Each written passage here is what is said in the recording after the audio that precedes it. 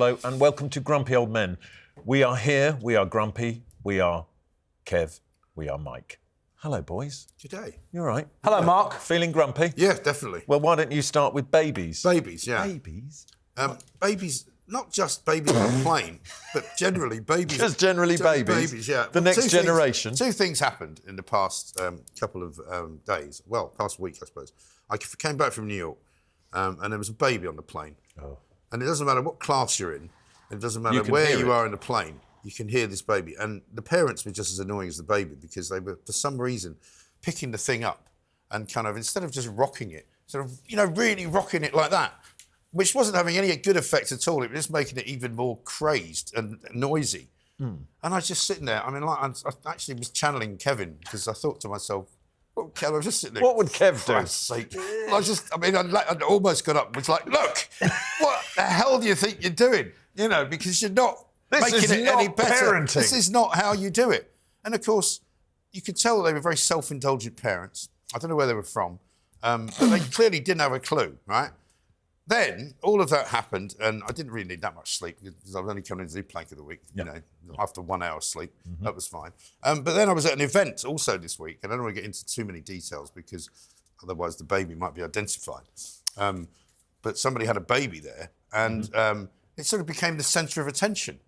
And everybody wanted to hold it and look at it and poke it. And Have they not seen a baby before? I don't know what it does. It makes people's minds go. I think people mush. like that when they haven't had their own ones. No. If you've had your own baby, no, because unless you're care. Kev, I haven't had a obviously, baby. You wouldn't touch anybody's. No, not officially. Not anyway. officially. But you know, when a woman in an office has a baby, and then they have the baby, and then about a month later they always bring it in. Yeah. And then all the girls in the office are going, "Oh yeah," and all the guys just sit around going, "Yeah, it's just a bloody baby," You've seen one, you've seen the lot. They all look exactly the same. Have you seen any of your own, or you just don't know where they are? I have no idea where they are, who they are, what their names are. I mean, that's cheap. It's They a might cheaper turn way of up having just children. randomly. Yeah, so I've never really gone in for kids. And funny, Mike says that his grump is babies. One of the reasons I think I haven't had kids, people say, why don't you ever have kids? I said, well, A, I don't like them. And B, they're particularly unpleasant when they're babies. They are. Yeah. Well, if I was ever going to write a parenting book, it would be a really simple title. It would just be called "It's Shit Until They're 3." Yeah. Shit until they're 33. I was going to say, 33. Yeah. Lightly, because you go through all the various stages, most of which you and I have now been through with ours. Yes. But they're still, not quite out of the woods until they're probably about 40. Well, my dad always said... By which time I'll be too, off the scale to care. My dad always said that I think it was quite wise when he thought maybe I might have kids. He said, let me warn you, the only baby you'll ever love will be your own. Yeah. Other people's babies. Yeah, I don't care. Other people's children have to be exceptional for you to like them. Yeah. Do you know once, I've never told anybody this story, but... Here we go. Here we go. Are we ready for some darkness? When I was living in Scotland, a friend of my then partner's came up with her child, who was about 6, and he was really annoying. And he was sitting in the living room, and I can't remember what he did to annoy me, but it really annoyed me. I pulled his hair. I just grabbed the top of his hair and was like, shut up. That's illegal, right? Mike. You can't do that. Not in Scotland, it isn't. Oh, well, that's fine then. I think smacking's illegal. So essentially... But it was a bit of a moment because his mother... But this leads nicely into your grump, Kev, which is stuff you can get away with in the countryside that you can't in the city, like pulling children's hair. Yeah, but that would indicate that the countryside is a good thing. And I disagree with that concept. OK. What's up with the countryside, Kev? I've just spent a couple of weeks in Cornwall, which is ostensibly very nice. But it's all these sort of country lanes, You're driving along, constantly nervous that a car's going to come the other way, and then you've got to reverse about 1,000 miles. This event that you're talking about yesterday, we had to go to, it was in the middle of nowhere, That didn't stop a lot of people turning up, It didn't, no. Yeah, very keen. It was just horrible to get to. And I just thought, God, the countryside, and, restaurants are rubbish, service is terrible. I got about 25 car parking fines because I didn't realise you were supposed to pay in all these places. They've got paid for parking in the Not like that in London. Well, in that London. I subsequently discovered that this place where I was leaving the car every day was a paid-for place, and I didn't pay for it. So I've got about 6 parking tickets this morning, 60 quid a throw. Brilliant. Wow. So I just, Didn't you have a load of speeding tickets a while back? I did that as well. That was my shortcut. Yeah. It wasn't speeding tickets. It was I kept it. I've worked this shortcut cut out where I live in Hampstead, which was like quick turn right and you avoid this traffic. Turned out you weren't allowed to go right. And they had a camera. I got this stack of tickets at 60 quid a throw. But it's just like, I don't know, it's nice to go to the countryside, I suppose. I like the countryside, Kev, because there's less people in it. I don't, there's not enough concrete, there's not enough people, fewer people. I'm all right with that. Yeah, but the people are also different in the country. Yeah. What are you saying? What are you saying? Well, I'm saying, when I was young, we moved to Wiltshire, a quite sort of rural part of Wiltshire. And there was farmers everywhere, tractors all over the place, mud all over the roads. That happens in the countryside. You drive around the corner. I used to take my kids to school, Stinks, and you had to make sure that you got to. Stinks. What is it? Farmyard stinks, doesn't it? Stinks. You have to also. There was a guy that would drive cattle across the street, and I was like trying to get my kids to school. And if you didn't get past by sort of 20 past 8 or whatever it was, you were caught up in his cattle. You were stuck behind the cattle. There's no way around them. You know. And you go, can you not do that like after the school run, you complete moron? But they don't care. No, they've got a job to do. When my house got flooded because the farmer behind us... See, that's the countryside for you. The house got flooded, the farmer had completely ploughed the field out behind us. What about babies in the countryside, Mike? Well, that's why there are so many of them. There's nothing else to do. Yeah, exactly. Shag all the time. Yeah. You know, which obviously didn't work out well for me. I'll tell you what, I used to have a house in Suffolk, and it was a second home. And so we were going to go up there every weekend. So we went up. It's a bit of a trek, though. Yeah, well, it takes about an hour and a half. But that's the problem. You buy your second home, you feel like you've got to use it, don't you? Yeah, but it goes like this. For the first sort of month, you go every weekend, and then it goes down to once every 2 weeks, once every month. Before you know where you are, you haven't been for 3 months. And then, but the thing I remember... Those of you with a second home will understand Kev's but plight. But all around Suffolk, near where we live, there was these huge piles of these massive, great, like, turnip things, which turned out they're called manglewurzels. And they have massive, great piles of them on the side. What are they for? I think they feed them to animals. Isn't that what they made Wurzel Gummidge's head out? I think they feed them to farm animals. Really? Or something. Yeah, they're called sugar beets. But it's all these traditions of the countryside I find very, very awkward and unpleasant. It's a bit like the Wicker Man, isn't it? Yeah, that's sort of in the middle of some kind of weird... We're not in the Middle Ages, for goodness sake. Children of the Corn. Dunking witches. You haven't been to Wiltshire, have you? Yeah, Children of the Corn. Well, it is still medieval in the countryside. That's why I'm never going there again. As you know, I live just on the outskirts of Henley. It's very nice down there. Well, Henley's not the countryside, is it? Henley's where Just people... for me. Henley's where people from London go to live. Yeah. Right? Yeah. It's like Epsom, you know. Well, it's not any different. Arguably nicer than Epsom. It's probably nicer than Epsom, yeah. But I think it's lovely. It's that kind of vibe, though, isn't it? It is quite nice, Henley. Yeah, it's not a rural idyll, is it? No, it's not. But as you are aware, Mike, and probably you, Kev, there's another house in the country that I've been trying to get shot of. Yes. Yeah. And we've been having a bit of difficulty. Did you get any luck with the... Have you ever any did you see all the coverage you got? No, I did. I was Good Morning Britain. I ended up on the sofa with Susanna and Ed. Oh, yeah. Right? And as I sat down on the sofa, Ed looked at me and went, "I'm not on your side," before we started filming. Why would he say that? I don't know. I said, "Great." Well, that's a relief. Yeah, there's a relief. Hang on a second. He's not on your side because you're trying to sell your dad's house. Well, he's against you doing that. No. What's the matter with that He was guy? against me. I mean, look at his wife. He makes some very bad decisions. Well, the great thing about them is that that's Ed Ball's former politician, to be clear. Wasn't he shadow chancellor at one point? Well, yeah, but I think you take the man out of the Treasury. He was in the government at some point, but she also came out with this ludicrous nonsense where she said that the whole house was covered in bunting. with sort of, England flags everywhere. And I just had this vision of Ed Balls coming down to breakfast in a onesie with a St George's flag on it. And she's going on about how patriotic they are. She's like, oh, yeah, we've got flags everywhere. Is that British bacon? Because I'm not eating it, it's Danish. That foreign muck. I've got an anecdote about those two. It's a local restaurant I go to. Yeah. I won't name it, but we were there one night and... Is it drive? No, they came in. Is it a drive-through? Yeah. With a big picture of a colonel. Brilliant burgers. No, they came in and they sat down and people will go, oh, look, it's Ed Balls and Yvette Cooper.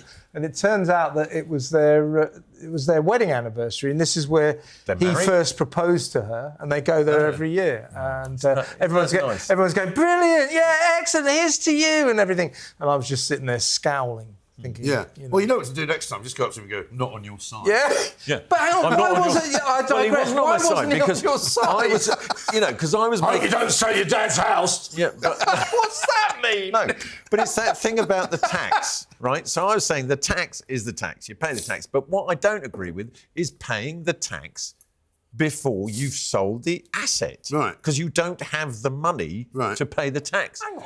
To which he said, so what, you want an interest-free loan? I'm like, yes. Because I'm paying tax on the property that was bought with taxed money. Right. And then if I don't pay the tax, what you want to do is charge me interest. In other words, more tax on the tax. Yes. Listen, so it's taxing the tax on the tax. Right. Seriously, Mark, I know someone that might be able to help you, a property expert, Angela Rayner. Oh, yes. She knows all about it. She's got it down, pat. Yeah. Really? Yeah. I like that name for her. How's it worked Angela out? Blamer. Angela Blamer. Angela Blamer. What, me? Yeah. Someone else did it. Yeah. Someone else did it. How much is that house worth? I don't know, not enough. OK, just double it then. Lend me some money. Good thing about Angela, she's not at all dodgy, is she? No way. Yeah, straight up. And a natural beauty. Apparently things It's are not time for a break. Hold on, it's time for a break. When we come back, we're going to continue to be grumpy and maybe talk about actors.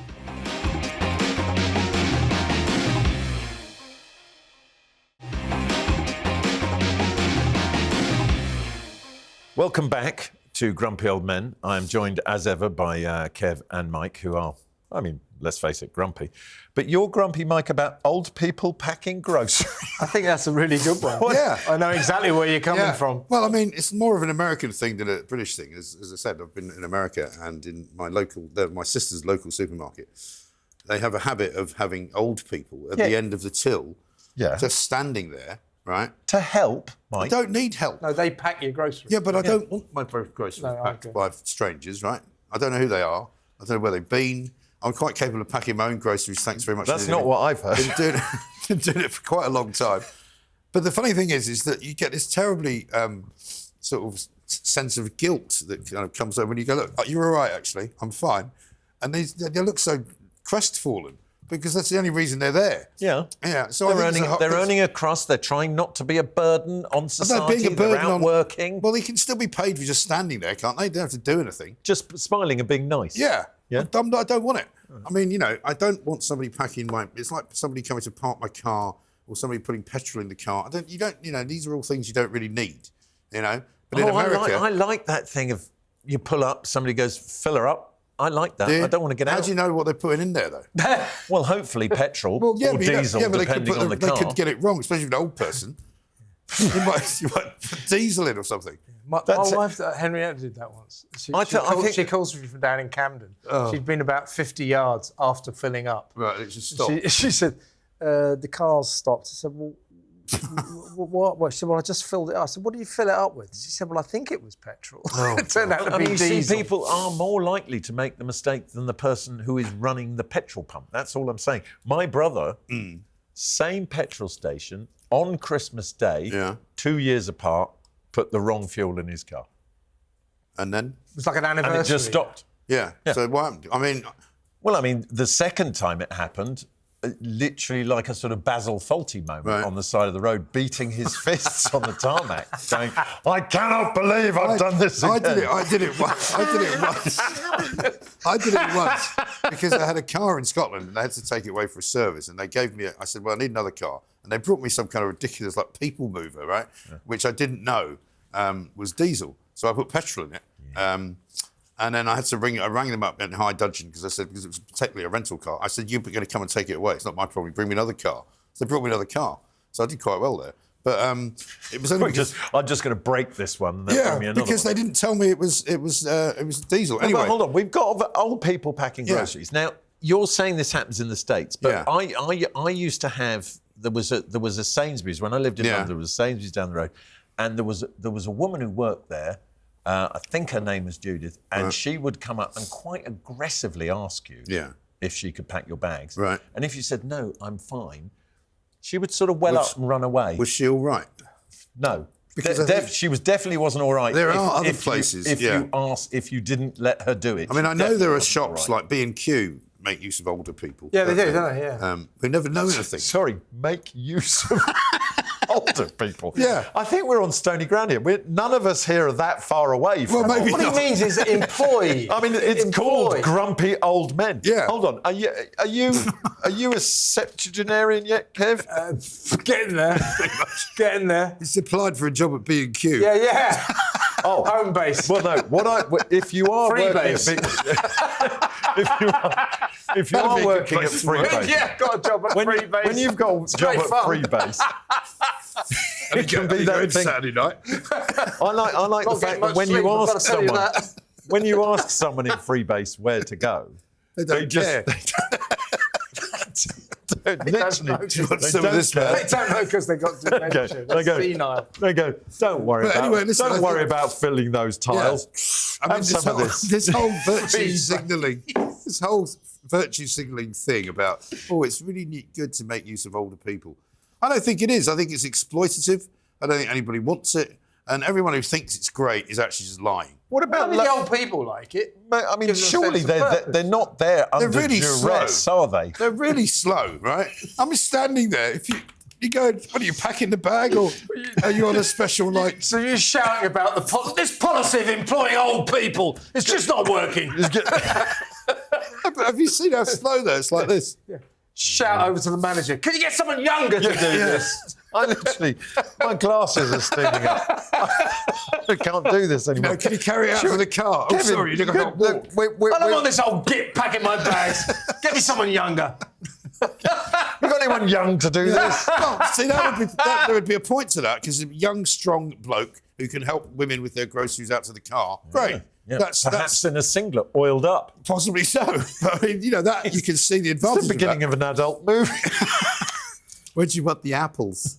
So anyway, that's my crop. We've got Kev now with, again, a frighteningly specific one, Darren Jones. Darren Jones is the new chief secretary to the Prime Minister. Yeah, is he? He used to be chief secretary to the Treasury. So he is now the eyes and the ears and indeed the voice of Keir Starmer. So Keir Starmer is such a bad performer. So what you're saying is he is Roger de Courcy to Keir Starmer's Nookie Bear. In a sense. Has he got his hand somewhere Keir likes? Basically what Labour have worked out is that what Labour have worked out, nookie, does it? The Prime Minister is completely useless on TV and radio. So this guy, Darren Jones, who they think is good, has been moved in to sort of do all the interviews. As a previous TV critic, what's your critique of Darren Jones? Well, here's my critique of him. He was on Question Time about a couple of months ago, and he sat there and said, in all seriousness, they were talking about the migrant crisis and small boats coming across the channel. He said, the tragedy of this is the majority of these people coming across the channel are, I'll quote you exactly, he said, children, babies and women. And that's a complete lie. It's just not true. No. Imagine if you're on a migrant boat and there's a kid crying.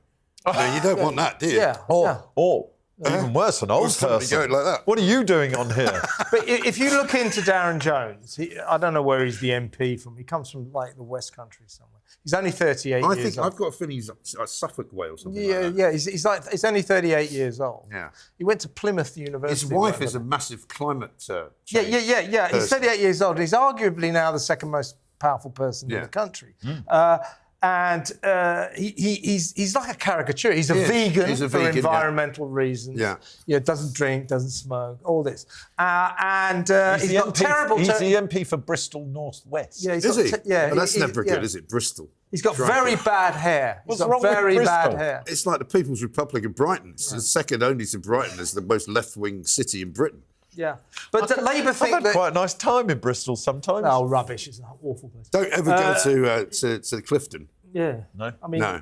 Well, go down there some people point. People go there, throw themselves off it. Yeah. Yeah. I mean, it's got a good drop. It's got a sign as you walk across it saying, "Call the Samaritans before you make this walk." I think our plan that we were discussing before, in terms of suicide. Yeah. You want to be a train driver. Yeah. That's what you need. Yeah. You want people to do it in front of your train. Because then you get a year off. No, you get the rest of his life off. You get it twice, you get the rest of your life off. Blimey, you could do a deal, couldn't you? Find some depressed people. Get yourself the rest of your life off.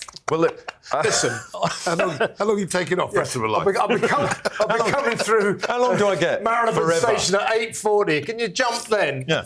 I'm already one down. You can be doing me a favour. Smash into it. Yes.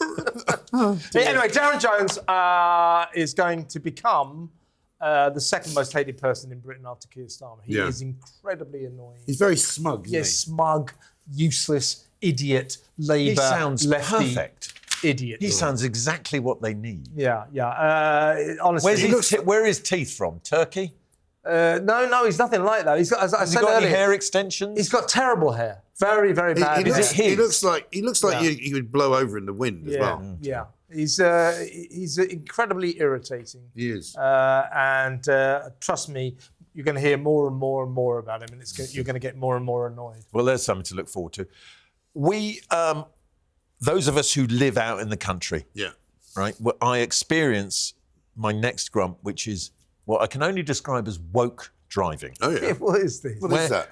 Where people actually stick to the speed limit. Oh. Like glue. Yeah, that's not... And you know those little signs that light up? It's got a happy face if you're driving at the right speed and a sad, angry face if you're not.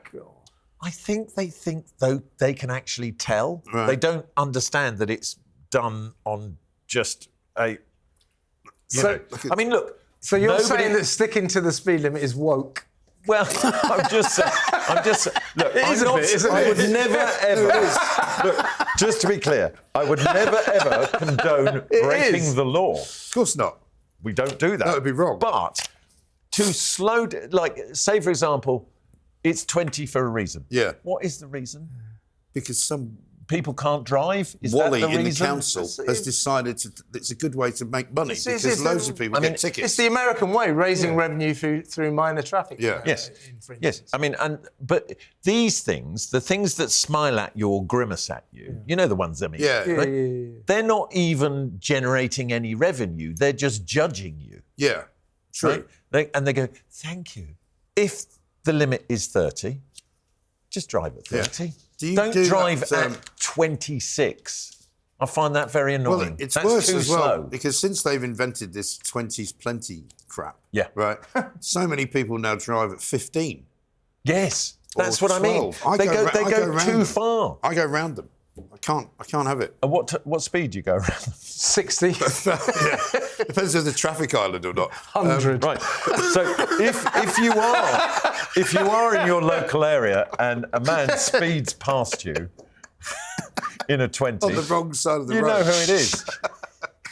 It's either me or it's Mike. I can't be doing it. It's time to say goodbye, everybody. Is it? Yeah, no, before we incriminate ourselves any further. That's all for this week. Big thank you to Mike and Kev.